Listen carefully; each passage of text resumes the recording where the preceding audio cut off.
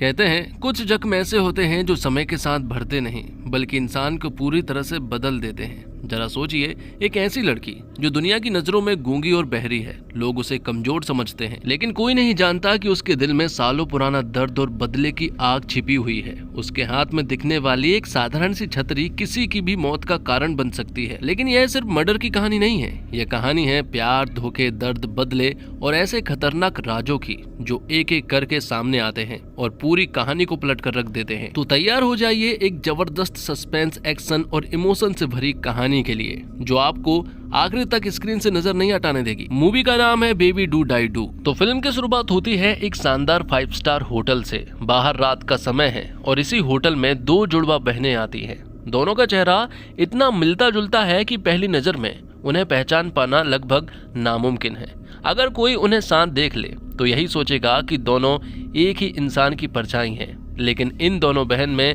एक बहुत बड़ा फर्क था। एक बहन का नाम था बेबी, जबकि दूसरी बहन का नाम था दीदी। बेबी जन्म से बोल सुन नहीं सकती है। उसकी पूरी दुनिया सिर्फ उसकी बड़ी बहन थी। वही उसकी आवाज थी, वही उसके कान और वही उसकी सबसे बड़ी ताकत। दूसरी तरफ दीदी भी अपनी छोटी बहन से बेइंतहा प्यार करती है। वह हर पल उसका ख्याल रखती थी और उसे कभी अकेला नहीं छोड़ती थी। शायद इसी वजह से उसने बेबी के पैर में एक छोटी सी पायल पहनाई थी, ताकि अगर कभी भी भीड़ में दोनों अलग हो जाए तो पायल की आवाज सुनकर वह तुरंत समझ जाए कि बेबी किस तरफ है। आज दोनों बहनें जाने अनजाने में ही इस 5 स्टार होटल में घुस चुकी थी। इसी बीच अचानक दोनों की नजर होटल के एक ऐसे सुनसान हिस्से पर पड़ती है। वहाँ कुछ ऐसा हो रहा था जिसे देखकर किसी के भी रोंगटे खड़े हो जाए। एक नकाब पहने आदमी बड़ी बेरहमी से किसी व्यक्ति की हत्या कर रहा था। वह अपने शिकार को खत्म करने में इतना व्यस्त था कि उसे शुरुआत में एहसास ही नहीं हुआ कि उसे कोई देख रहा है। बेबी और दीदी यह सब देखकर बुरी तरह घबरा जाती है। दोनों तुरंत वहां से निकलने की कोशिश करती है। उन्होंने कातिल का चेहरा तो साफ नहीं देखा क्योंकि उसका चेहरा पूरी तरह नकाब से ढका हुआ था। लेकिन एक चीज दोनों की नजरों से नहीं बची, उस आदमी का एक कान कटा हुआ था। यही उसकी सबसे बड़ी पहचान थी। उधर कातिल की नजर भी इन दोनों बहनों पर पड़ चुकी थी। अब उसे समझ आ गया था कि उसकी सच्चाई किसी ने देख ली है। उन दोनों बहनों में से यहाँ उस किलर को सिर्फ एक बहन दिखाई दी थी। बस यहीं से वह उनका पीछा करना शुरू कर देता है।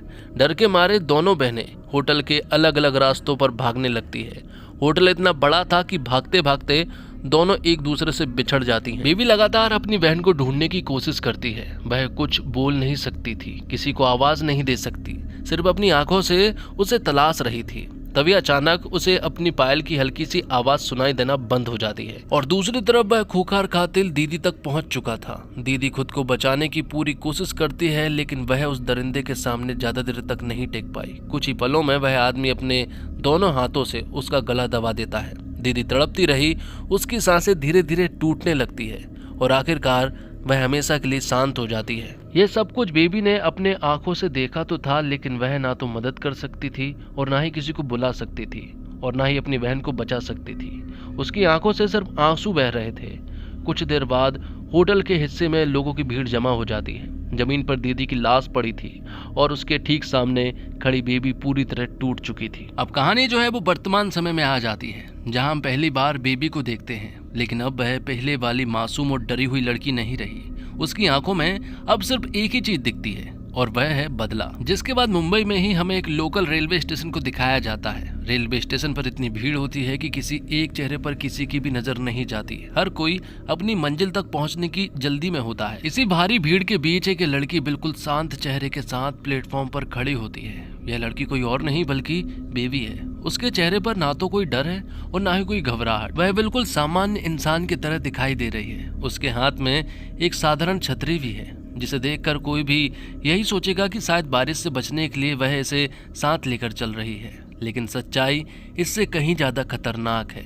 कुछ ही देर के बाद लोकल ट्रेन प्लेटफॉर्म पर आकर रुकती है। दरवाजे खुलते हैं और सैकड़ों लोग एक साथ ट्रेन में चढ़ने लगते हैं। धक्का मुक्की इतनी ज्यादा होती है कि लोगों को सांस लेने तक की जगह नहीं मिल रही थी। बेबी उसी भीड़ के साथ आराम से ट्रेन के अंदर चढ़ जाती है। यहाँ बेबी की नजरें लगातार एक ही आदमी पर टिकी हुई थी। वह आदमी बिल्कुल उसके सामने खड़ा हुआ था। तब बेबी चुपचाप अपने मोबाइल फोन को निकालती है और उस आदमी की एक तस्वीर खींचती है और तुरंत वह तस्वीर पापा नाम से सेव एक कॉन्टेक्ट पर भेज देती है। और थोड़ी देर के बाद वहां से एक आंसर आता है, यही टारगेट है। बस इतना पढ़ते ही बेबी की आंखों का रंग बदल जाता है। अब उसे किसी तरह की कोई पुष्टि नहीं चाहिए, उसे सिर्फ अपना काम पूरा करना है। वह धीरे धीरे अपने हाथ में पकड़ी हुई छतरी को थोड़ा सा घुमाती है। ऊपर से देखने पर वह बिल्कुल साधारण सी छतरी लग रही थी, लेकिन उसके अंदर छिपा था एक ऐसा हथियार जिसकी कल्पना भी कोई नहीं कर सकता था। असल में उस छतरी के भीतर एक ऐसी खास तरह की साइलेंट स्नाइपर गन फिट की गई थी, ऐसी गन जिससे गोली चलाने की आवाज लगभग सुनाई ही नहीं देती। आसपास खड़े लोगों को जरा सा भी शक नहीं होता, सब लोग अपने अपने मोबाइल में व्यस्त थे। कोई खिड़की के बाहर देख रहा था तो कोई अगले स्टेशन का इंतजार कर रहा था।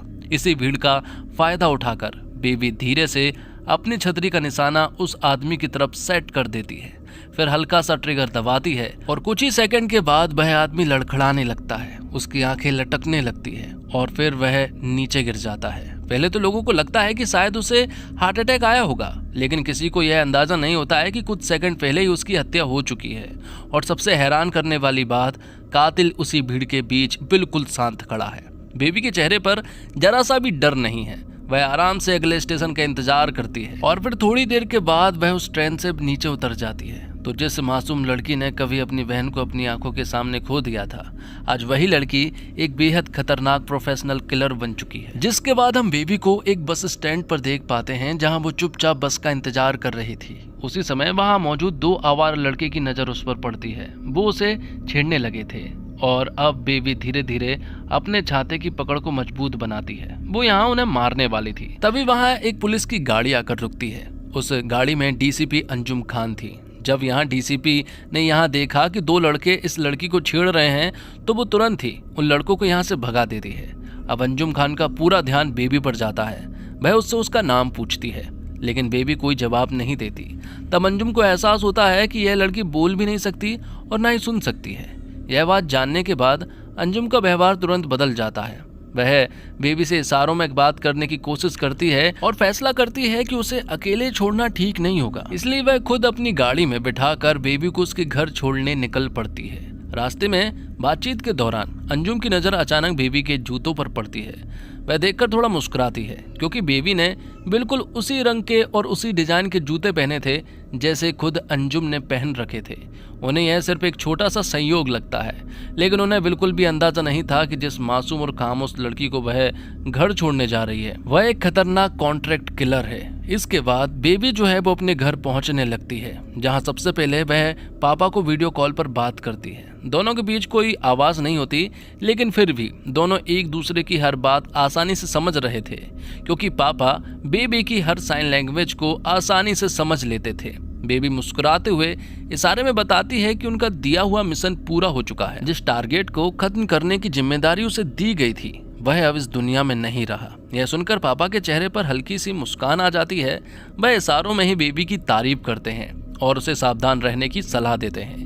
यहाँ में बताया जाता है कि बेबी के ये कोई असली पापा नहीं है, दरअसल में उनका ये नाम ही पड़ चुका है। सभी लोग उन्हें पप्पा कहकर पुकारते हैं। अब बेबी अपने घर पहुंचती है, जहां वह अपनी माँ के साथ रहती है, लेकिन जैसे ही वह घर के अंदर कदम रखती है, उसकी माँ एक बार फिर उस पर गुस्सा करने लगती है। उनके लिए बेबी किसी काम की नहीं थी। उन्हें हमेशा यही लगता था कि बेबी पूरे दिन इधर उधर घूमती रहती है और घर की कोई जिम्मेदारी नहीं निभाती है। बेबी अपनी माँ की बातें चुपचाप सुनती रहती है। वह ना तो कुछ बोल सकती थी और ना ही अपनी कोई सफाई दे सकती थी। वह खामोशी से सब कुछ सह रही थी। उसे देखकर ऐसा लग रहा था जैसे वह इन बातों की आदी हो चुकी है। आगे हम देखते हैं कि जिस चौल में बेबी रहती है, उसी चौल में मंजीत नाम का एक सीधा साधा लड़का रहता है और मंजीत दिल ही दिल बेबी को पसंद करता है। हालांकि उसने कभी खुलकर अपने प्यार का इजहार नहीं किया, लेकिन उसकी हर छोटी बड़ी बात में बेबी के लिए जिक्र साफ दिखाई देता है। हमें बताया जाता है कि मंजीत अपने बड़े सपनों को लेकर मुंबई आया था। उसका सपना था एक मशहूर सिंगर बनने का, अपनी आवाज से पूरी दुनिया में पहचान बनाना चाहता था। लेकिन मुंबई हर किसी के सपने पूरे नहीं करती। काफी कोशिशों के बाद भी मंजीत को सिंगिंग में कोई बड़ी सफलता नहीं मिली। आखिरकार उसने हार मानने का फैसला लिया और एक नया रास्ता चुन लिया, उसी चौल के बच्चों को संगीत सिखाने का काम। अब यही उसका काम भी था और यही उसकी रोजी रोटी भी थी। और अब हमें मंजीत की जिंदगी से एक जुड़ा सपना दिखाया जाता है। जब वह पहली बार मुंबई आया था ना, तब बस में सफर करते समय किसी ने उसका वॉलेट चोरी कर लिया था। उसके पास इतने पैसे भी नहीं बचे थे कि वह बस का टिकट खरीद सके। उसी वक्त बेबी ने उसकी परेशानी को समझ लिया था। बिना कुछ कहे उसने अपने पैसों से मंजीत का टिकट खरीद दिया और उसकी मदद की। शायद उसी दिन से मंजीत के दिल में बेबी के लिए एक खास जगह बन चुकी थी। और दिलचस्प बात यह थी कि जिसने उस दिन मंजीत का वॉलेट चुराया था उसका नाम फैजू था, लेकिन वक्त के साथ उसकी जिंदगी भी बदल गई थी। आज वही फैजू मंजीत से संगीत सीख रहा था और उसी चौल में रहता है। अब दोनों के बीच पहले जैसी कोई दुश्मनी नहीं थी, बल्कि धीरे धीरे उनकी अच्छी दोस्ती हो चुकी थी और मंजीत फैजू को अपना छोटा भाई मानता है। यहीं से हमें इस चौल के लोगों के बीच अपनापन और उनके रिश्तों की झलक देखने को मिलती है, जहां हर किरदार अपनी अलग कहानी लेकर इस फिल्म का हिस्सा बनता है। इसके बाद कहानी में एक नए और बेहद खतरनाक किरदार की एंट्री होती है, जिसका नाम जफर है। जफर रियल एस्टेट की दुनिया का एक बहुत बड़ा नाम था। मुंबई में उसकी पहचान सिर्फ एक बिजनेसमैन नहीं, बल्कि एक ऐसे इंसान की थी जिसके सामने बड़े बड़े लोग भी सोच समझकर बोलते थे। उसकी बनाई हुई इमारतें शहर की शान मानी जाती थी, लेकिन उन ऊंची इमारतों की नींव में कई ऐसे राज दबे हुए थे जिनके बारे में बहुत कम लोग जानते हैं। इन दिनों जफर अपने सबसे बड़े प्रोजेक्ट पर काम कर रहा था। वह एक आलीशान बिल्डिंग बनवा रहा था जिसका नाम रखा था लकी टावर्स। यह बिल्डिंग उसके लिए सिर्फ एक बिजनेस प्रोजेक्ट नहीं थी, इसके पीछे एक खास वजह थी। उसने यह पूरी इमारत अपने छोटे भाई लकी के नाम पर बनवानी शुरू की थी, क्योंकि आज लकी का जन्मदिन था और जफर उसे एक तोहफा देना चाहता था जिसे पूरा शहर याद रखे। लेकिन जफर की एक और पहचान भी थी। अगर उसके काम के बीच कोई भी आ जाए या फिर उसके रास्ते की रुकावट बनने की कोशिश करे, तो वह उसे रास्ते से हटाने के लिए कुछ भी कर सकता है। उसके लिए इंसान की जान से ज्यादा कीमती उसका काम और उसकी इज्जत थी। अब हमारी मुलाकात होती है उसके छोटे भाई लकी से। लकी कद में भले ही छोटा था, लेकिन उसके तेवर बिल्कुल भी छोटे नहीं थे। उसके अंदर गजब का एटीट्यूड था। वह खुद को किसी से भी कम नहीं समझता था।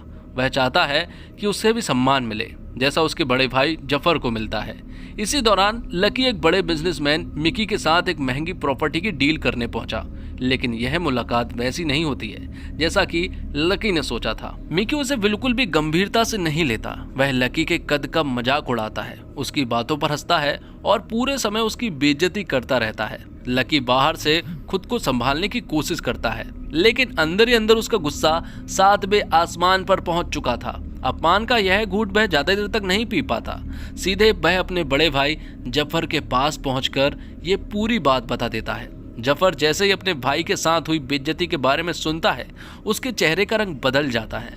वह अपने भाई से बेहद प्यार करता है। उसकी नज़रों में अगर कोई लकी की बेइज्जती करता है तो वह सीधे सीधे उसकी बेइज्जती होती है, और यहीं से वह एक बड़ा फैसला लेता है। इसके बाद जफर की मुलाकात पप्पा से होती है। वह सबसे पहले पिछले टारगेट का जिक्र करता है और कहता है कि कल जिस आदमी को खत्म किया गया वह काम बिल्कुल वैसा ही हुआ जैसा कि वह चाहता था, लेकिन अब एक नया टारगेट सामने आ चुका है। जैसे ही यह बातचीत आगे बढ़ती है, यहीं पहली बार साफ हो जाता है कि पप्पा जफर के लिए काम करते हैं। जफर जिस इंसान का नाम देता उसे खत्म करने की जिम्मेदारी पप्पा की टीम उठाती है। जफर बिना समय गवाए अपना अगला टारगेट पप्पा को सौंप देता है और हमेशा की तरह यह जिम्मेदारी आखिरकार बेबी तक पहुंचती है। बेबी अपने शांत दिमाग, तेज नज़र और बेहतरीन प्लानिंग के साथ उस मिशन को बेहद सफाई से पूरा कर देती है। जिस इंसान को खत्म करने की सुपारी दी गई थी वह कुछ ही समय में बिना कोई सबूत छोड़े मौत के घाट उतार दिया जाता है। लेकिन इस बार मामला यहीं खत्म नहीं होता। जफर के मन में अभी भी बदले की आग ठंडी नहीं हुई थी। अब वह जिस इंसान को मरवाना चाहता है उसका नाम मिकी है, लेकिन मिकी कोई मामूली आदमी नहीं था। वह करोड़ों का मालिक है और शहर का एक बेहद बड़ा बिजनेसमैन था। उसके पास हर समय कड़ी सिक्योरिटी रहती थी। वह कभी भी अकेले कहीं नहीं जाता था और उसकी सुरक्षा में हमेशा हथियारबंद गार्ड मौजूद रहते थे। ऐसे आदमी तक पहुंचना ही आसान नहीं था, उसे मारना तो दूर की बात थी। मिकी का नाम सुनते ही पापा कुछ पल के लिए सोच में पड़ जाते हैं। वह जफर से साफ कह देते हैं कि यह कोई छोटा मोटा काम नहीं है, लेकिन आखिरकार पप्पा को जफर की बात माननी पड़ती है। अब पप्पा बेबी को उसके नए टारगेट के बारे में बताते हैं। इस बार सामने वाला इंसान कोई मामूली आदमी नहीं बल्कि शहर का सबसे बड़ा बिजनेसमैन मिकी था। मिकी का नाम लेते समय पहली बार पप्पा के चेहरे पर घबराहट साफ दिखाई दे रही थी। उनकी आवाज में डर साफ दिखाई दे रहा था, क्योंकि उन्हें अच्छी तरह से पता है कि यह मिशन पहले से कहीं ज्यादा खतरनाक और कहीं ज्यादा मुश्किल होने वाला है। लेकिन दूसरी तरफ बेबी शांत बैठी हुई थी। उसके चेहरे पर ना तो कोई डर है और ना ही किसी तरह की चिंता। उसके लिए हर मिशन एक जैसा था, चाहे सामने कोई छोटा आदमी हो या फिर करोड़ों का बिजनेसमैन। बेबी हमेशा अपने काम को एक ही नजर से देखती थी। यही हमें पता चलता है कि इनकी पूरी टीम सिर्फ 3 लोगों की है, पप्पा, बेबी और मनु। तीनों के अपने अपने अलग अलग काम थे, लेकिन हर मिशन में ये तीनों मिलकर ही पूरा प्लान तैयार करते और फिर उसे अंजाम तक पहुंचाते। इस बार भी सबसे पहले उन्होंने मिकी पर नजर रखना शुरू कर दिया। कई दिनों तक उसकी हर गतिविधियों पर नजर रखी जाती है। वह कब घर से निकलता है, कहाँ जाता है, किन लोगों से मिलता है, उसकी सिक्योरिटी में कितनी मजबूत है और उसकी रोज की दिनचर्या क्या है। इसी दौरान उन्हें मिकी के बारे में एक ऐसी बात पता चलती है जिसने पूरे मिशन की दिशा बदल दी थी। जिन्हें मालूम चलता है कि मिकी को लड़कियां में नहीं बल्कि लड़कों में दिलचस्पी है। लगभग हर रात वह कुछ लड़कों को लेकर एक बड़े क्लब में जाता था, जहां देर रात पार्टी चलती रहती थी। बस यहीं से उनके दिमाग में एक नया प्लान आता है। फैसला लिया जाता है कि इस बार मनु को क्लब के अंदर भेजा जाएगा, क्योंकि वहां लड़कियां अलाउड नहीं थी। मनु हमेशा की तरह अपने साथ वही खास छतरी लेकर पहुंचता है जिसके अंदर मौत छुपी होती है। कुछ ही देर में क्लब के अंदर तेज म्यूजिक बजने लगता है। चारों तरफ रंग बिरंगी लाइटें चमक रही थी। लोग अपनी ही दुनिया में मस्त होकर डांस कर रहे थे। इसी भीड़ के बीच मनु भी बिल्कुल आम इंसान बनकर घूम रहा था। वह लगातार मिकी तक पहुंचने की कोशिश करता है। काफी देर करने के बाद भी मनु को कोई भी ऐसा मौका नहीं मिलता जहां वह बिना शक पैदा किए अपना मिशन पूरा कर सके।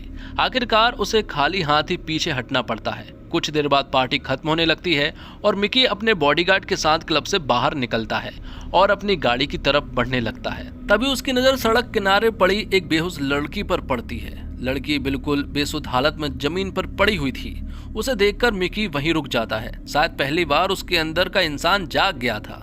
वह तुरंत उसकी मदद करने के लिए उसके पास पहुंचता है। इधर उसका बॉडीगार्ड आसपास से किसी की मदद बुलाने के लिए कुछ कदम दूर चला जाता है, लेकिन जब वह कुछ देर के बाद वापस लौटता है तो सामने का नजारा देखकर उसके पैरों तले जमीन खिसक जाती है। जहां कुछ सेकंड पहले वह बेहोश लड़की पड़ी हुई थी, अब वहां मिकी जमीन पर पड़ा हुआ था। उसके शरीर में अब कोई हरकत नहीं थी।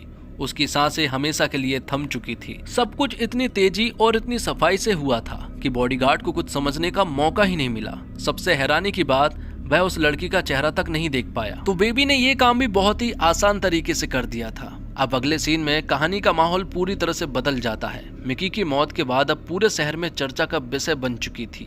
हर कोई यही जानना चाहता था कि आखिरकार इतने बड़े बिजनेसमैन को इतनी कड़ी सुरक्षा के बावजूद किसने मार दिया। दूसरी तरफ मिकी की पत्नी मंजू इस घटना से पूरी तरह टूट चुकी थी। उसके चेहरे पर दुख के साथ साथ गुस्सा साफ दिखाई दे रहा था। उसे पूरा यकीन था इस हत्या के पीछे किसी और का नहीं बल्कि जफर का हाथ है। इसी वजह से वह तुरंत डीसीपी अंजुम खान को अपने घर बुलाती है। अंजुम भी पूरे मामले को गंभीरता से सुनती है। मंजू बार बार जफर का नाम लेती है और कहती है कि उसी ने मेरे पति को मरवाया है, लेकिन अंजुम बिना किसी जल्दबाजी के जवाब देती है। वह कहती है सिर्फ शक के आधार पर हम जफर को गिरफ्तार नहीं कर सकते, उसके खिलाफ कोई ठोस सबूत होना बहुत जरूरी है। फिर वह मंजू को समझाती है कि अगर वे सीधे जफर तक नहीं पहुंच सकते तो उस इंसान तक जरूर पहुंच सकते हैं जिसने यह हत्या की है, और एक बार अगर कातिल उनके हाथ लग गया तो उसी के जरिए हम जफर तक पहुंच सकते हैं। डीसीपी अंजुम इस रहस्यमय किलर की तलाश में जुट जाती है। इसके बाद कहानी फिर से बेबी के घर की तरफ लौटती है, लेकिन इस बार बेबी के घर पहुंचने से पहले वह मंजीत आता है। वह सीधे बेबी की मां से मिलने पहुंचता है। मंजीत के चेहरे पर घबराहट भी थी और सच्चाई भी। वह बिना घुमाए फिराए अपनी दिल की बात कह देता है। वह बताता है कि वह बेबी से बहुत प्यार करता है और उससे शादी करना चाहता है, लेकिन बेबी की मां यह सुनकर खुश होने की वजह उल्टा उसे समझाने लगती है। वह कहती है कि बेबी जिम्मेदार लड़की नहीं है, उसका कोई ठिकाना नहीं है, वह कहाँ रहती है, कहाँ जाती है, कुछ भी अता पता नहीं है। उसकी नज़र में बेबी एक ऐसी लड़की थी जो किसी भी जिम्मेदारी को ठीक से निभा नहीं सकती। लेकिन मंजीत बिना झिझक जवाब देता है। वह कहता है मुझे यह सब पहले से पता है, मैं बेबी से किसी मजबूरी से प्यार नहीं करता और ना ही मुझे उस पर तरस आता है। मैं उससे सच में प्यार करता हूँ और पूरी जिंदगी उसके साथ बिताना चाहता हूँ। मंजीत की आवाज में दिखावा नहीं बल्कि सच्चाई थी। उसे बेबी जैसी थी वैसी मंजूर थी। उधर घर के बाहर खड़ी बेबी खिड़की से ये सारा नजारा देख रही थी। वह बोल और सुन नहीं सकती थी, लेकिन उसके लिए यह कोई रुकावट नहीं थी। उसे लोगों के होठों को देखकर उनकी बातें समझने की आदत थी। मंजीत और अपनी माँ के बीच हुई एक एक बात बेबी ने बिना आवाज सुने ही समझ ली। कुछ पल के लिए वह बिल्कुल शांत हो जाती है। शायद पहली बार किसी ने उसे उसकी कमियों के बावजूद पूरे दिल से अपनाने की बात कही थी। यही बात उसके दिल को छू जाती है। बेबी ज्यादा भावुक होने वाली लड़की नहीं थी। वह हर चीज को अपने अलग अंदाज से सोचती थी। उसके मन में एक सीधा सा ख्याल आता है, अगर कोई इंसान सच में उससे इतना प्यार करता है तो शादी करने में क्या बुराई है, तो शायद शादी कर लेनी चाहिए। कम से कम शादी के बाद जिंदगी पहले से थोड़ी आसान हो जाएगी। यही सोचकर बेबी सीधे पप्पा के पास पहुंचती है। वह साइन लैंग्वेज में उन्हें बताती है कि उसने शादी करने का फैसला कर लिया है और जिस लड़के से वह शादी करना चाहती है उसका नाम मंजीत है। बेबी आगे इशारे में बताती है कि मंजीत एक अच्छा इंसान है, वह उसे समझता है, उसका सम्मान करता है और सबसे बड़ी बात वह उससे सच्चा प्यार करता है। पापा कुछ पल तक बेबी को देखते रहते हैं, फिर आखिरकार बेबी उसकी खुशी में अपनी मंजूरी दे देते हैं। इसके बाद कहानी सीधे शादी के खूबसूरत माहौल में पहुंचती है। चारों तरफ खुशियों का माहौल था। ढोल नगाड़े की आवाज, लोगों की मुस्कान और शादी की रौनक पूरे माहौल को और खूबसूरत बना रही थी। पप्पा भी शादी में दिल खोलकर शामिल हुए थे। चौल के सभी लोग मिलकर इस खुशी का जश्न मना रहे थे। अब बेबी और मंजीत हमेशा हमेशा के लिए एक दूसरे के जीवन साथी बन जाते हैं। अगले सीन में कहानी एक बार फिर खतरनाक मोड़ ले लेती है। इस बार मुसीबत किसी बाहरी दुश्मनी की वजह से नहीं बल्कि एक ऐसे इंसान की वजह से खड़ी होती है जिसे इनके बारे में सब कुछ पता चल जाता है। उस आदमी का नाम मोरे है। मोरे हाई कोर्ट में नौकरी करता है और किसी तरह उसे पप्पा के पूरे नेटवर्क की भनक लग चुकी थी। उसे पता चल गया था कि पप्पा और उनकी टीम पैसों के बदले लोगों की हत्या करती है। इतना ही नहीं, उसे उस फ्लैट के बारे में भी जानकारी मिल गई थी जहां इस गैंग ने अपने कुछ हथियार छिपा कर रखे थे। शुरुआत में मोरे ने उस फ्लैट में 50% हिस्सेदारी की मांग की थी, लेकिन अब उसकी लालच और बढ़ चुकी थी। इस बार उसने सीधे 5 लाख रुपए की मांग की है। यानी अब वह सिर्फ पैसे नहीं बल्कि पप्पा को लगातार ब्लैकमेल कर रहा था। पप्पा समझ चुके थे कि अगर मोरे को जिंदा छोड़ा तो वह कभी भी पुलिस के सामने सब कुछ बता सकता है। तब वह तय करते हैं कि मोरे को रास्ते से हटाना पड़ेगा। पप्पा यह काम भी बेबी से ही करवाना चाहते थे, लेकिन यहाँ मनु बीच में आ जाता है। मनु कहता है कि बेबी की हाल ही में शादी हुई है और उसे अभी ये सारा काम नहीं देना चाहिए। उसे अभी एंजॉय करना चाहिए अपने पति के साथ, इसलिए ये काम मैं करूंगा। तब मनु अकेले ही मिशन पर निकल पड़ता है। मोरे उस दिन हाई कोर्ट पहुंचा हुआ था। उधर मौसम भी अचानक खराब हो चुका था। आसमान में काले बादल छा गए थे और देखते ही देखते मूसलाधार बारिश शुरू हो चुकी थी। बारिश इतनी तेज थी कि सामने खड़ा हुआ इंसान पहचानना भी मुश्किल हो रहा था।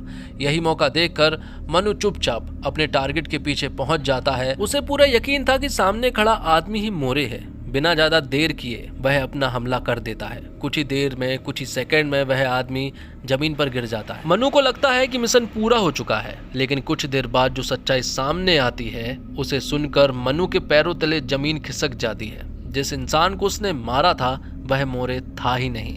वह सिर्फ शक्ल से मोरे जैसा दिखने वाला दूसरा आदमी था। यानी पहली बार उनकी टीम से इतनी बड़ी गलती हो गई थी। यह सुनते ही मनु पूरी तरह से टूट जाता है। उसने कभी किसी बेगुनाह को नहीं मारा था। अब यह खबर पप्पा तक भी पहुंच जाती है। पप्पा समझ जाते हैं कि अब मामला पहले से कहीं ज्यादा गंभीर हो चुका है। लेकिन इसी बीच कहानी में एक भावुक मोड़ आता है। अब एक सच्चाई सामने आती है जिसे सुनकर हर कोई अंदर तक हिल जाता है। मनु ने जिस आदमी को गलती से मार दिया था वह कोई अनजान इंसान नहीं था। वह दरअसल फैजू का पिता था। वही फैजू जो बॉबी की चौल में रहता है और मंजीत से संगीत सीखता है। जैसे ही फैजू को अपने पिता की मौत की खबर मिलती है उसकी दुनिया ही उजड़ जाती है। वह अपने पिता की लाश से लिपट कर फूट फूट कर रोने लगता है। उसके दर्द को देखकर वहां खड़ा हर एक इंसान जो है वो उसके दर्द को महसूस कर रहा था। दूसरी तरफ मंजीत भी यह सब देख रहा था। वह फैजू को हमेशा अपने छोटी भाई की तरह मानता था। उससे फैजू का यह दर्द बिल्कुल भी देखा नहीं जा रहा था। बेबी को भी इस पूरी घटना के बारे में सच्चाई पता चल चुकी थी कि जिस इंसान को मारा गया है वो फैजू के पिता है और इन्हें गलती से मारा गया है। इसी दौरान मंजीत बेबी से बात करता है। वह कहता है अब उसका इस चौल में रहने का बिल्कुल भी मन नहीं करता। हर तरफ उसे सिर्फ दुख और तकलीफ ही दिखाई देती है। इसलिए उसने फैसला किया है कि वह जल्द ही एक नया घर खरीदेगा ताकि दोनों वहां जाकर एक नई जिंदगी की शुरुआत कर सके। दूसरी तरफ अब मोरे को खत्म करने की जिम्मेदारी एक बार फिर बेबी के कंधों पर आ जाती है। बेबी कई दिनों तक मोरे की हर एक गतिविधि पर नजर रखती है। वह कब निकलता है, कहाँ जाता है और किस रास्ते से लौटता है, हर छोटी बड़ी जानकारी वह अपने दिमाग में बिठा लेती है। आखिरकार एक दिन मोरे एक बड़ी बिल्डिंग में पहुंचता है। बेबी भी चुपचाप उसका पीछा करते हुए उसी बिल्डिंग के अंदर चली जाती है। कुछ ही पल के बाद जैसे ही मोरे अकेले पड़ता है, बेबी अपनी खास स्नाइपर गन तैयार करती है और यहाँ निशाना बनाकर ट्रिगर दबा देती है। मोरे हमेशा के लिए जमीन पर गिर पड़ता है। इस बार उसका मिशन बिल्कुल सफल रहा, लेकिन जैसे ही बेबी वहां से निकलने लगती है, अचानक उसकी नजर नीचे खड़े एक इंसान पर पड़ती है। उसे देखकर बेबी कुछ पल के लिए ठिठक जाती है। वह कोई और नहीं बल्कि मंजीत था। हालांकि मंजीत ने बेबी को नहीं देखा था, लेकिन उसने अपनी आंखों के सामने एक इंसान को मरते हुए जरूर देख लिया था। यह नजारा उसके लिए किसी डरावने सपने से कम नहीं था। उसके हाथ कांपने लगे थे, चेहरे का रंग उड़ गया था और वह पूरी तरह घबरा गया था। किसी तरह खुद को संभालने के लिए वह सीधे घर पहुंचता है। घर पहुंचते ही उसका डर अब बाहर आने लगता है। वह बेबी के सामने बैठकर फूट पड़ता है। उसकी आंखों में डर साफ दिखाई दे रहा था। बेबी उसके पास आती है। वह बिना कुछ बोले अपने हाथों से उसे संभालने की कोशिश करती है, उसका हौसला बढ़ाती है, उसे यह एहसास दिलाती है कि वह अकेला नहीं है। धीरे धीरे मंजीत भी खुद को संभालने लगता है। इस मुश्किल पल में दोनों एक दूसरे के और करीब आ जाते हैं। शादी के बाद शायद यह पहला मौका था जब दोनों ने सच में एक दूसरे का सहारा बनना महसूस किया। उनके बीच का रिश्ता अब सिर्फ पति पत्नी का नहीं रहा, बल्कि भरोसे और अपनेपन का हो गया था। अब पहली बार बेबी को महसूस होता है कि इस खून खराबे वाली जिंदगी को हमेशा के लिए छोड़ देना चाहिए। आखिर अब उसकी शादी हो चुकी है। मंजीत जैसा एक अच्छा और सच्चा इंसान उसकी जिंदगी में आ चुका है। वह अब भी एक आम लड़की की तरह अपने पति के साथ सुकून से जीना चाहती है। ऊपर से इतने साल बीत जाने के बाद भी उस इंसान का कोई सुराग नहीं मिला था जिसने उसकी जुड़वा बहन दीदी की बेरहमी से हत्या की थी। इसलिए बेबी आखिरकार एक बड़ा फैसला लेती है। वह सीधे पप्पा के पास पहुंचती है और अपने सांकेतिक भाषा में उन्हें साफ साफ बताती है कि अब वह यह काम नहीं कर सकती है और वह यह काम हमेशा के लिए छोड़ रही है। आगे से वह किसी की भी जान नहीं लेगी और ना ही किसी कॉन्ट्रैक्ट पर काम करेगी। बेबी की बात सुनकर पापा कुछ पल के लिए बिल्कुल शांत हो जाते हैं। वह मुस्कुराते हैं और वह उसे समझाते हैं कि इस काम में इनकमिंग तो है लेकिन आउटगोइंग नहीं है। लेकिन इस बार बेबी ने अपना फैसला पूरी तरह से बना लिया था। आखिर में पप्पा मुस्कुराते उससे कहते हैं कि तू मेरी बेटी जैसी है, इसलिए किसी भी बात की चिंता मत कर, बाकी सब कुछ मैं संभाल लूंगा। दूसरी तरफ मंजीत के हाथ अचानक बेबी की वही रहस्यमयी छतरी लग जाती है जिसे वह हमेशा अपने साथ रखती थी। मंजीत को बिल्कुल भी अंदाजा नहीं था कि यह कोई साधारण छतरी नहीं, बल्कि उसके अंदर एक खतरनाक स्नाइपर गन छिपी हुई है। वह एक्साइटेड होकर उसे देखने लगता है और अनजाने में ट्रिगर दबा देता है। अगले ही पल छतरी से गोली निकलती है और सामने बैठा एक कबूतर वहीं गिर जाता है। यह देखकर मंजीत के पैरों तले जमीन खिसक जाती है। अब उसे समझ आ चुका था कि बेबी कोई सामान्य लड़की नहीं, बल्कि जरूर वह कुछ न कुछ गलत काम कर रही है। मंजीत अभी इस सदमे से बाहर भी नहीं निकल पाया था कि तभी उसके दरवाजे पर दस्तक होती है। दरवाजा खुलते ही सामने अंजुम खान खड़ी होती है। असल में अंजुम अब तक कातिल के काफी करीब पहुंच चुकी थी। उन्होंने कई सीसीटीवी फुटेज खंगाले। उन फुटेज में किलर के जूते साफ दिखाई दिए थे, लेकिन एक बात ने उन्हें उलझन में डाल दिया। फुटेज में डीसीपी की नजर उस किलर के जूतों पर गई थी और ये जूते तो बेबी ने पहने थे। ये बात वो बहुत अच्छे से जानती है, इसलिए डीसीपी यहाँ बेबी से बात करने के लिए आई है। पर मंजीत यहाँ बताता है कि बेबी फिलहाल तो घर पर नहीं है, लेकिन यहाँ मंजीत जानना चाहता है कि आखिरकार बेबी ने किया क्या है। तो यहाँ अंजुम बताती है कि तुम्हारी बीवी ने एक मर्डर किया है। ये सुनते ही मंजीत पूरी तरह सन्न रह जाता है। उसके मन में पहले से मौजूद सारे शक अब और भी ज्यादा गहरे होते जाते हैं। इतना कहकर अंजुम वहां से चली जाती है। कुछ देर बाद बेबी घर लौटती है। वह मंजीत के चेहरे का डर साफ पढ़ लेती है। अब उससे कुछ भी छिपाने का कोई मतलब नहीं था। इसलिए बेबी अपने इशारों के जरिए मंजीत को अपने बारे में पूरी सच्चाई बता देती है। वह बताती है कि आखिर वह क्या करती है और किन परिस्थितियों ने उसे इस रास्ते पर चलने पर मजबूर किया है। इतनी बड़ी सच्चाई जानने के बाद भी मंजीत का प्यार बिल्कुल नहीं बदलता। वह आज भी बेबी से उतना ही प्यार करता है जितना वह पहले करता था। इसी दौरान अचानक बेबी के पास एक वीडियो कॉल आता है। कॉल पर उसे बताया जाता है कि उसके पापा को जफर भाई के लकी ने अगवा कर लिया है। बेबी के सामने एक नई शर्त रखी गई थी। अगर वह अपने पापा को जिंदा देखना चाहती है तो उसे एक और टारगेट को खत्म करना होगा। अपने पापा की जान बचाने के लिए बेबी बिना देर किए मिशन पर निकल पड़ती है।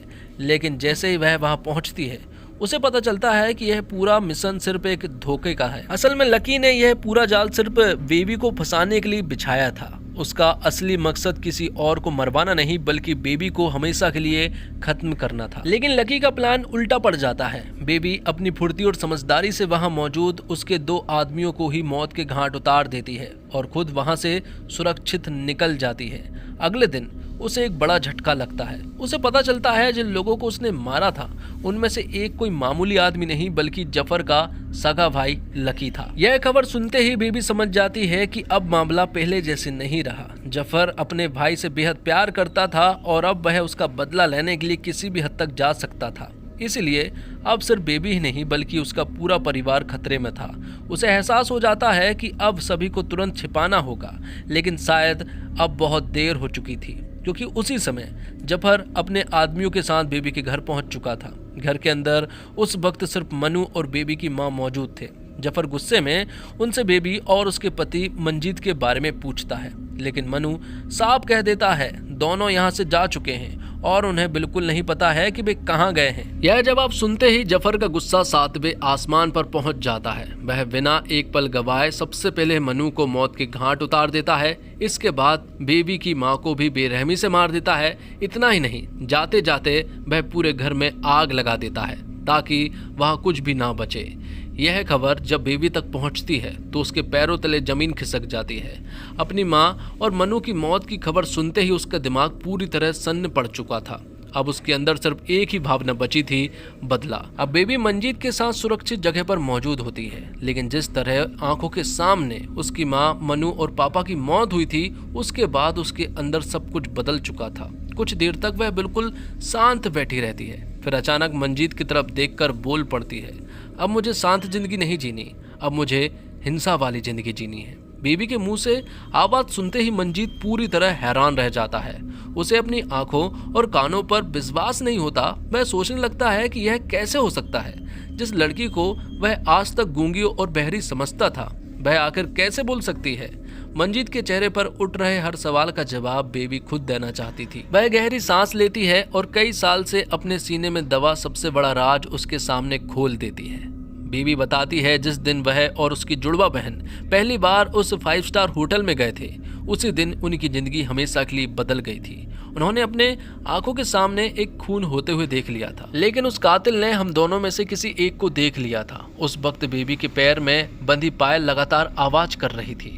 उसे डर था कि कहीं उसी आवाज की वजह से कातिल उन्हें पकड़ ना ले, इसलिए उसने बेबी की पायल उतार कर अपने पास रख ली थी। लेकिन इसके बाद हालात ऐसे बिगड़े कि दोनों बहनें एक दूसरे से अलग हो गई और फिर उस कातिल ने उसकी बहन को बेरहमी से मार दिया, मतलब कि बेबी को मार दिया। दीदी चाहकर भी उसे बचा नहीं पाई। कुछ देर बाद जब वह वापस वहां पहुंची तो उसने देखा कि उसकी बहन की लाश के चारों तरफ भीड़ लगी हुई है। हर कोई रो रहा था, हर कोई बातें कर रहा था, लेकिन वह खुद बिल्कुल खामोश खड़ी रही। उसके मुंह से एक शब्द तक नहीं निकला। उसी पल उसने फैसला कर लिया कि अब वह अपनी बहन की पहचान के साथ ही जिएगी। उसने अपनी बहन की वही पायल अपने पैरों में पहन ली और उसी दिन से वह बेबी बनकर जीने लगी। बेबी का सिर्फ एक ही मकसद था, अपनी बहन के कातिल को ढूंढना और उसे बदला लेना। लेकिन इतने साल बीत जाने के बाद भी उसे वह कातिल कभी नहीं मिला और अब जफर ने उसकी पूरी दुनिया ही खत्म कर दी। उसने उसकी माँ को मार डाला, मनु को मार डाला और उसके पप्पा भी अब इस दुनिया में नहीं रहे। अब बेबी के पास खोने के लिए कुछ भी नहीं बचा था। उसकी आंखों में सिर्फ बदले की आग थी। इसके बाद बेबी सीधे डीसीपी अंजुम खान और मंजू के पास पहुंची। वह कागज पर लिखकर उन्हें पूरी सच्चाई बताती है। वह स्वीकार करती है अब तक जितने भी लोगों को उसने मारा है वह सभी जफर के कहने पर कॉन्ट्रैक्ट लेकर मारा गया था। मिकी का मर्डर भी इसी का हिस्सा था। लेकिन अब वह किसी के लिए नहीं, सिर्फ अपने बदले के लिए जफर को मारना चाहती है। बेबी की लिखी हुई हर बात अंजुम और मंजू ध्यान से पढ़ते हैं। दोनों समझ चुके थे अब जफर को रोकना बेहद जरूरी है, इसलिए वे बेबी को रोकते नहीं बल्कि उससे कहते हैं, अगर तुम जफर को खत्म कर सकती हो तो कर दो, अगर तुम नाकाम भी हुई तब भी हमारा कुछ नहीं बिगड़ेगा। अब बेबी अपना आखिरी खेल शुरू करती है। वह जफर को मैसेज करके उसी 5 स्टार होटल में बुलाती है जहां से कई साल पहले इस पूरी कहानी की शुरुआत हुई थी। जफर को लगता है कि आज वह बेबी का अंत कर देगा, इसलिए वह अकेला नहीं आता। उसके साथ हथियारों से लैस उसके दर्जनों आदमी भी होटल में पहुंच जाते हैं। उन्हें लगता है कि एक अकेली लड़की उनके सामने ज़्यादा देर तक नहीं टिक पाएगी, क्योंकि वो तो एक गूंगी बहरी लड़की है। लेकिन इस बार सामने खड़ी लड़की बेबी नहीं थी, यह तो अपनी बहन का बदला लेने निकली दीदी थी। जैसे ही जफर के आदमी होटल के अंदर घुसते हैं, दीदी एक एक करके उन सभी का सफाया करना शुरू कर देती है। पूरा होटल कुछ ही मिनटों में लाशों से भर जाता है। जो भी उसके सामने आता वह वापस जिंदा नहीं लौटता। आखिरकार होटल के अंदर सिर्फ 2 लोग बचते हैं, दीदी और जफर। अब दोनों के बीच आखिरकार मुकाबला शुरू हो जाता है। शुरुआत में जफर अपनी ताकत से दीदी पर भारी पड़ता है, वह उसे बुरी तरह पीटता है। लेकिन तभी लड़ाई के दौरान दीदी की नज़र जफर के चेहरे पर पड़ती है और अगले ही पल उसकी नज़र उसके कान पर जाकर रुक जाती है। जफर का एक कान कटा हुआ था, बस यही वह निशान था जिसे उसने सालों पहले अपने बहन के कातिल में देखा था। अब उसे सब कुछ समझ आ जाता है, उसकी बहन का असली कातिल कोई और नहीं बल्कि जफर ही था। यह सच सामने आते ही दीदी का गुस्सा फूट पड़ता है। अब वह पूरी ताकत के साथ जफर पर टूट पड़ती है। कुछ ही देर में जफर को बेरहमी से मौत के घाट उतार दिया जाता है। लेकिन कहानी का सबसे बड़ा झटका अभी बाकी था। जफर के मरने के तुरंत बाद उसके पास एक वॉइस मैसेज आता है। दीदी वह मैसेज सुनती है और उसे सुनते ही उसके पैरों तले जमीन खिसक जाती है, क्योंकि वह आवाज़ पप्पा की थी। वह मैसेज में पप्पा कह रहे थे, बेबी को मार तो दिया ना, तुम्हें उसे मारने में ज़्यादा परेशानी तो नहीं हुई। यह सुनते ही पूरी सच्चाई सामने आ जाती है। जिस इंसान पर बेबी ने सबसे ज़्यादा भरोसा किया था, आज वही सबसे बड़ा धोखेबाज निकला। असल में वही शुरू से जफर के साथ मिला हुआ था। बेबी को मरवाने का आदेश किसी और ने नहीं बल्कि पप्पा ने ही दिया था। शुरुआत में काम बिल्कुल अच्छा चला था, लेकिन जब बेबी ने काम छोड़ने के लिए कहा तो यहाँ पप्पा उसे मरवाने लगे थे, क्योंकि वो नहीं चाहते थे कि बेबी काम छोड़े। अगले सीन में हम देखते हैं कि अब इस पूरी कहानी का आखिरी हिस्सा बाकी था। उधर पप्पा भी अपने किए हुए पापों का प्रायश्चित करना चाहते थे, इसी वजह से उन्होंने अपना मुंडन करवा लिया था और एकदम साधारण इंसान की तरह अपनी जिंदगी बिताने की कोशिश कर रहे थे। लेकिन इंसान अपने गुनाहों से जितना भी भाग जाए, लेकिन एक दिन उसका अतीत उसके सामने जरूर आता है। इसी बीच पप्पा मुंबई की एक लोकल ट्रेन में सफर कर रहे होते हैं। ट्रेन में हमेशा की तरह लोगों की भीड़ थी, लेकिन अचानक से सभी लोग ट्रेन से उतर जाते हैं और अब यहाँ एंट्री होती है दीदी की। दीदी बिल्कुल पापा के बगल वाली सीट पर आकर बैठ जाती है। जैसे ही पप्पा उसकी तरफ देखते हैं, उनके चेहरे का रंग उड़ जाता है, क्योंकि वह कोई और नहीं बल्कि दीदी थी। कुछ पल तक दोनों के बीच गहरी खामोशी छाई रहती है। फिर पप्पा धीरे आवाज में कहते हैं, मैं अपने किए हुए हर गुनाह का प्रायश्चित करना चाहता हूँ और अगर हो सके तो मुझे माफ कर देना। लेकिन दीदी के चेहरे पर जरा भी रहम नहीं थी, उसकी आंखों में सिर्फ गुस्सा और दर्द दिखाई दे रहा था। वह पप्पा की तरफ देखते हुए कहती है, तुम्हें पहले से पता था कि मेरी बहन का असली कातिल जफर था, फिर भी तुमने मुझे कभी सच नहीं बताया। उल्टा तुम उन्हीं लोगों के लिए काम करते रहे जिन्होंने मेरी बहन की जान ली। अगर उस दिन तुम सच बता देते तो शायद बहुत कुछ बदल सकता था। पापा के पास इन बातों का कोई जवाब नहीं था। उनका सिर शर्म के साथ झुक जाता है, लेकिन अब बहुत देर हो चुकी थी। दीदी ने अपने जीवन में एक बात सीख ली थी, कुछ गुनाह ऐसे होते हैं जिनकी माफी नहीं, सिर्फ सजा होती है। अगले पल दीदी बिना कोई हिचकिचाहट दिखाए पापा का हमेशा के लिए काम तमाम कर देती है और अब देखते ही देखते पप्पा की कहानी भी हमेशा के लिए खत्म हो जाती है। अब इस पूरे खेल में सिर्फ 2 लोग बचे थे, दीदी और उसका पति मंजीत। इतनी सारी मौत, धोखे और बदले देखने के बाद मंजीत दीदी का हाथ पकड़कर उससे पूछता है, क्या अब हम दोनों एक सामान्य जिंदगी जी सकते हैं? यह सवाल सुनकर दीदी भी कुछ पल के लिए शांत हो जाती है। ऐसा लगता है कि शायद अब उनकी जिंदगी में पहली बार सुकून आने वाला है। लेकिन तभी दीदी के फोन पर एक मैसेज आता है। यह मैसेज डीसीपी अंजुम खान का था। दीदी मैसेज खोलती है, उसमें एक फोटो और एक नई लोकेशन भेजी गई थी। साथ में सिर्फ एक लाइन लिखी होती है, लोकेशन भेज रही हूँ, इसे भी ठिकाने लगाना है। यह मैसेज पढ़ते ही दीदी हल्की सी मुस्कुराती है। अब साफ हो जाता है कि उसकी खूनी कहानी अभी भी खत्म नहीं हुई है। वह एक बार फिर अपने अगले मिशन के लिए तैयार हो जाती है और इसी रहस्यमय अंत के साथ यह फिल्म आखिरकार यहीं पर खत्म हो जाती है। दोस्तों, उम्मीद करता हूं आपको ये फिल्म पसंद आई होगी। वीडियो अगर अच्छा लगा हो तो वीडियो को लाइक जरूर कीजिएगा और आप इस फिल्म को 10 में से कितने स्टार देना चाहेंगे ये भी जरूर बताइएगा। मिलते हैं एक और कमाल की वीडियो के साथ, तब तक के लिए आप हमारे चैनल के साथ बने रहिए। धन्यवाद। जय हिंद, जय भारत, जय श्री राम।